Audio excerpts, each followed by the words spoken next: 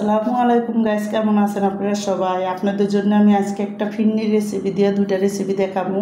তো দেখুন, এখানে কটা পোলার চাল 2 মুঠ ভিজিয়ে রাখছিলাম, কটা কাজু বাদাম, পিস্তা বাদাম, আর এখানে আমি 2 চামচ কর্ন পাউডার একসাথে দিয়ে ব্লেন্ডার করে নিয়েছি। আর এদিকে দেখুন ঘি দিলাম চুলার মধ্যে, ফেরাফেন্ডা হালকা গরম হওয়ার পরে ঘিটা একটু গলে গেলে আমি এখানে কিন্তু লাচ্ছি সেমাইটা দিয়ে দিব, মানে বড় সেমাই, এটা মোটা সেমাই।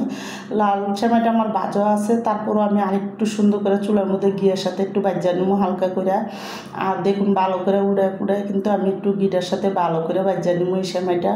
তো হালকা করে ভাজা তারপরে কিন্তু আমি ঘিটা যখন নিয়ে যাবো, আমি দেখুন এখানে চিনি দিয়ে দিলাম 5-6 চামচ, পুরা মিষ্টিটা আন্দাজ মতন, আর গুঁড়া দুধ দিয়ে দিলাম 3 চামচ।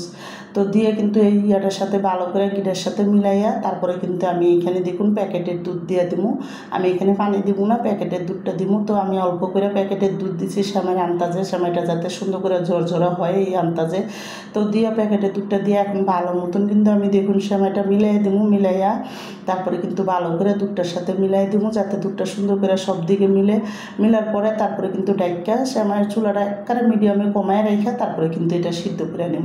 তো আমার এই দুইটা ফিন্নির রেসিপি, মানে সেমাই রেসিপি যাদের পছন্দ তারা লাইক সাবস্ক্রাইব দিয়েন প্লিজ। আমার ভিডিওটা আপনারা বেশি বেশি শেয়ার করে দিয়েন আর সাবস্ক্রাইব করে দিয়েন। আর এইভাবে একবার হলেও জর্দা সেমাই রান্না করে খেয়ে দেখেন, অনেকই মজা লাগবো। তো আমি দেখুন এদিকে কিন্তু সেমাইটা আমার সুন্দর মতন জর্জরা হয়ে গেছে গা, আর এটা ঠান্ডা হলে আরও জর্জরা হয়ে যাবো। তো আমি নামাই দিছি, নামায় কিন্তু ওই ফেরাফেন্ডার ভিতরে দেখুন 2 প্যাকেট দুধ দিছি, 1 কেজি গাঢ় দিয়ে কিন্তু যে মিশ্রণটা আমি বেটটা রাখছিলাম পোলার চালের, ওইটা আমি সুন্দর করে কাঁচা এটির সাথে দিয়ে দিলাম।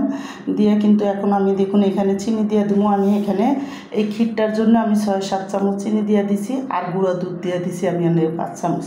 তো দিয়ে কিন্তু চুলার আঁচটা মিডিয়ামে রেখে কমায় কিন্তু এই ফিন্নিটা পুরো ভালো মতন রান্না করে নিব। আর এটা কিন্তু জর্দা ফিন্নি। তো দেখুন এইভাবে করে আমি একটা জর্দা ফিন্নি রান্না করবো আর অর্ধেক ফিন্নির রেসিপি রেখে দেবো। তো এক কামে দুটো হয়ে যাব। যখন রান্না হয়ে গেছে আমি এখানে দেখুন 1 চামচ ঘি দিয়ে দিলাম, আর ঘিটা দিয়ে কিন্তু আমি সুন্দর করে ফিন্নিটা রান্না করে লাইছি। আর ফিন্নিটা দেখুন সুন্দর মতন কিন্তু একেবারে গাঢ় হয়েছে, আর এটা অনেকই মজার একটা ফিন্নি হয়েছে।